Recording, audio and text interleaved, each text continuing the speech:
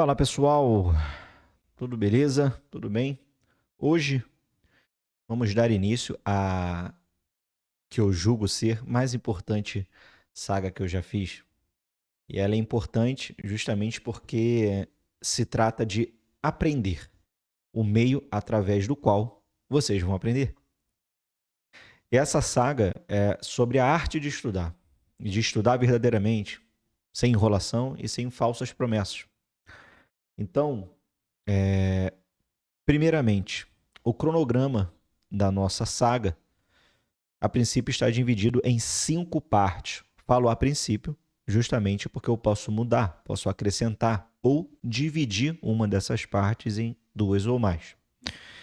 E nestas partes, eu irei falar sobre a psicologia do estudo e me debruçar em questões básicas e simples, porém negligenciadas, como o que é estudar e o que é aprender.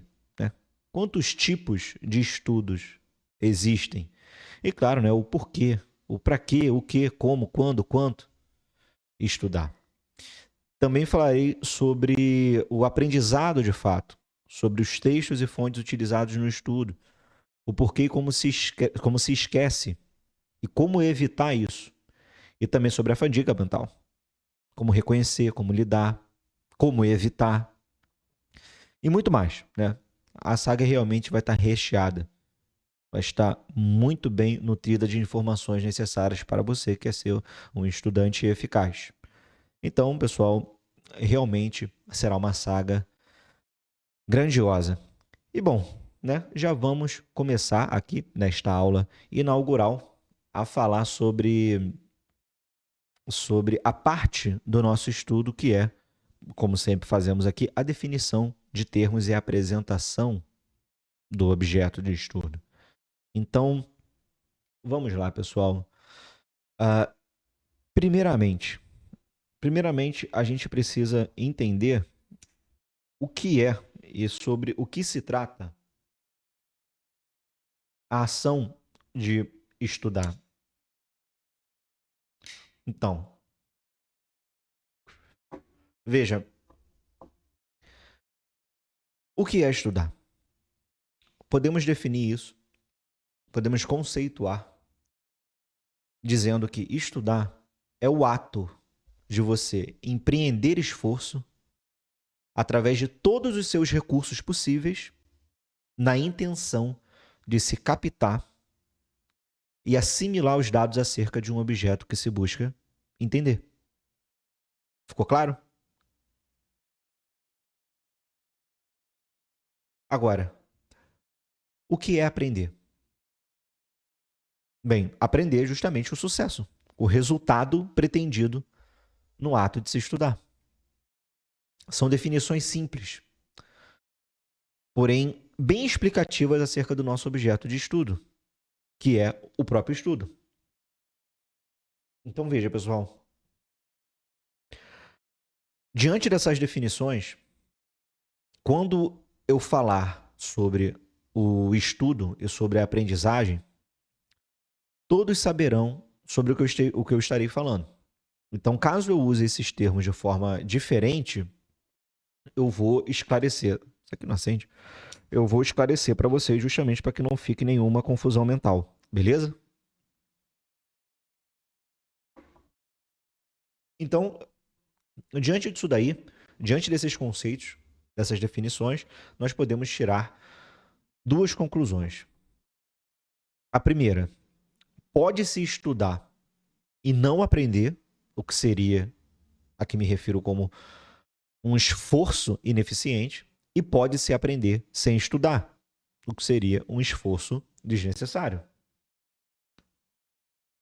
Então veja, no primeiro caso, a gente percebe que a ação de estudar, de se esforçar e empreender meios para aprender algo, fracassa.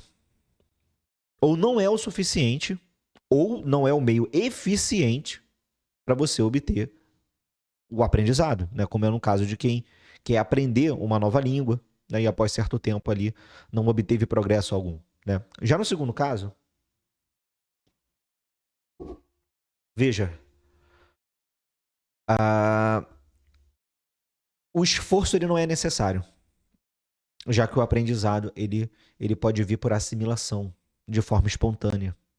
Podemos chamar este caso de aprendizado sem ação, aprendizado inativo, inconsciente ou algo similar, né? E isso ocorre através de certos conhecimentos práticos, né? Como identificar o frio e quente, alto e baixo.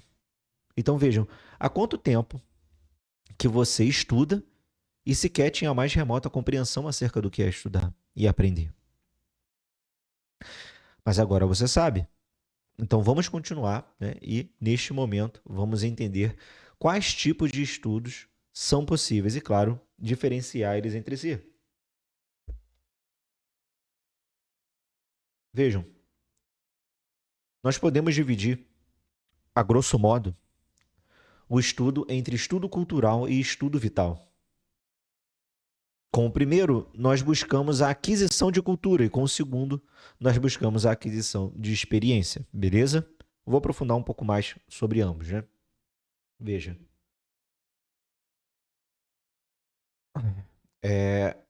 o primeiro tipo de estudo, o cultural, ele é mais teórico, técnico, conceitual. Já o segundo, ele é mais prático, concreto, que diz mais respeito à conduta e ação sobre a realidade à nossa volta, que implica mais sobre ações práticas, por assim dizer. Então vejam, diante dessa separação entre estudo cultural e estudo vital, eu imagino que vocês vão perceber, ou já devam ter intuído, que o primeiro ele ganha muito mais valor e atenção do que o segundo. Compreende? Então, no caso do estudo cultural, técnico, teórico, é ele com quem nos deparamos ao longo de toda a nossa vida educacional. É ele que está presente nos centros educacionais, como a escola, a faculdade, cursinho preparatório, etc. E vejam, dentro do estudo cultural, nós podemos diferenciar entre o estudo mais técnico, de formação de profissionais, como advogado, médico, etc., que é um estudo mais escolar, por assim dizer, tem por finalidade a assimilação de conteúdos que são passados através de um programa de ensino pré-estabelecido, buscando em último modo, a aquisição de um diploma, de um certificado. E também, dentro do estudo cultural, nós temos os estudos mais livres, que têm por finalidade satisfazer a sede de aprender. O anseio de compreender algo sem ter qualquer tipo de benefício acadêmico, prestígio social ou econômico com isso. Neste caso, o próprio aprendizado é o prêmio do estudante.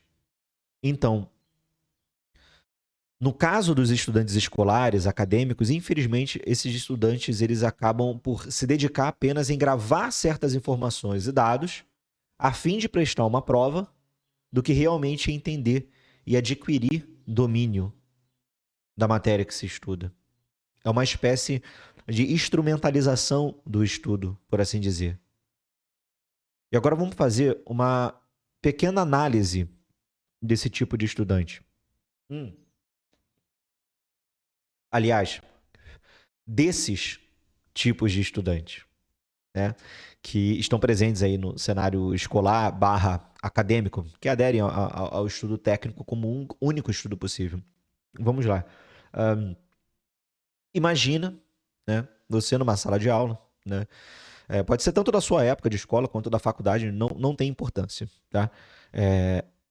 Com certeza, os exemplos que eu vou citar aqui, você já se deparou com eles. Se é que você não é, ou foi um desses exemplos. Então, primeiro, nós temos o exemplo bem comum do estudante que ele está sem estar na sala de aula. Aquele cuja presença é só material, né? Porque o espírito está em outro lugar, né? Menos na sala de aula, né? Esse tipo de estudante, ele consegue, na melhor das hipóteses, simular uma atenção que na realidade está presa a outro lugar, menos na fala do professor. O segundo tipo, e confesso aqui publicamente que fui assim durante um bom tempo da escola, né? É aquele tipo cuja atenção vai e volta. Ou seja, ele até ouve o que o professor está falando e tem capacidade de compreender e dedicar uma certa atenção à aula. Mas essa atenção é periódica, é sazonal. Então, esse estudante ele acaba por acumular conhecimentos fragmentados, tipo uma coxa de retalhos. É uma excelente analogia. Mas ele é incapaz de construir um raciocínio unitário e sólido acerca daquela matéria que se estuda. Compreenderam esse exemplo? Vamos adiante. Nós temos também um outro grupo de alunos que tratam o estudo como um fardo, como uma obrigação tediosa, um peso,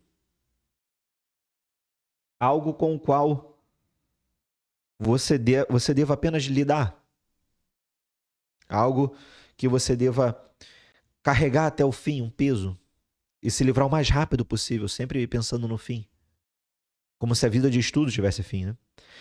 Esse tipo de aluno, ele tem uma disciplina, eles até têm um certo esforço, mas eles nutrem isso apenas para conseguirem o conhecimento suficiente para passar numa prova, obter a formação, o diploma, a aprovação no concurso. E também podemos citar um outro tipo, um outro grupo de estudantes que estudam e se dedicam com afinco para realmente dar o seu melhor na prova. Promovem um estudo que busca ir além do mínimo necessário para a aprovação, querem se formar com honras, com notas máximas, mas a cada novo período, a cada novo exame, ele esvazia o seu cérebro do conteúdo anterior com o intuito de encher a mente com os conteúdos do período seguinte, do ano seguinte, da matéria seguinte. E ele vai fazendo isso até conquistar o título almejado. Exibir ele para os amigos, colocar na parede de casa, do escritório. Eu sou doutor. Esse grupo em específico são tidos popularmente por alunos exemplares, estudantes aplicados. E claro, é claro que eles se gabam disso e se envaidecem disso, mesmo sabendo que vão esquecer tudo que supostamente aprenderam nas aulas. Perguntar para ele o que é, por exemplo, platô. Ele vai responder que é prato em francês, né? Enfim, vamos adiante. Por fim, nós temos um grupo raríssimo de alunos, de estudantes que em nada se assemelha com os estudantes anteriores e que até podem entrar na universidade, no colégio e tudo mais, porém, isso é feito como um meio de satisfazer sua sede por conhecimento, para satisfazer uma necessidade natural da alma pelo conhecimento, que desejam entender a verdade como ela é, de forma profunda. Este grupo, muito pequeno, muito seleto de estudantes, este sim, podemos nos referir como estudantes verdadeiros. Eles não se satisfazem com o simples decorar de dados e informações soltas, instrumentalizadas apenas para se passar em uma prova que da mesma velocidade que se grava se esquece. Não. Esse grupo de estudantes realmente quer aprender de fato. Compreender tudo nos mínimos detalhes e compreender na mente. Aliás, apreender de forma ainda mais profunda, aprender na alma. Até o ponto que já não existe a diferença entre aquilo que ele sabe e aquilo que ele é. Procuram de fato exercer a inteligência, ler a realidade nos seus detalhes mais sutis, mesmo que dê trabalho, que seja oneroso. Aliás, eles transformam este ato árduo de destrinchar e aprender verdadeiramente sobre algo, que para muitos a sua burocracia, rotina, ato chato, eles transformam isso em verdadeira e genuína fonte de prazer. Então vejam, este tipo raro de estudante realmente vê a cultura como fim em si mesma e encontra na aquisição dela a sua satisfação, em vez de vê-la como um meio para se adquirir prestígio social, econômico ou qualquer outra merda artificial inventada por nós mesmos. Estes estudantes consomem e adquirem cultura, levando em consideração a acepção verdadeira do termo cultura. significa cultivo. Ou seja, ele cultiva dentro de si o conhecimento necessário à natureza humana. E não basta apenas adquirir. Mas ele demonstra o tempo inteiro aquilo que sabe. Não com palavras, mas com atos. O tempo inteiro. E se queremos, se buscamos aqui nos tornar este tipo de estudante, devemos aprofundar ainda mais o conhecimento acerca do estudo, compreendendo seus melhores meios de rendimento, de eficácia, evitar, quando possível, a fadiga mental, a fadiga física. Vamos recorrer, ao longo dessa nossa saga, à psicologia, à nutrição. Vamos aprender a nos debruçar sobre as condições e os fatores que interferem no ato de estudar e prejudicam o aprender. E para isso precisamos nos aprofundar nos 7 pontos fundamentais da psicohigiene do estudo, que são o que, para quê, como, o quando e o onde estudar. Beleza, pessoal? Se Deus quiser, vejo vocês na próxima aula e até a próxima.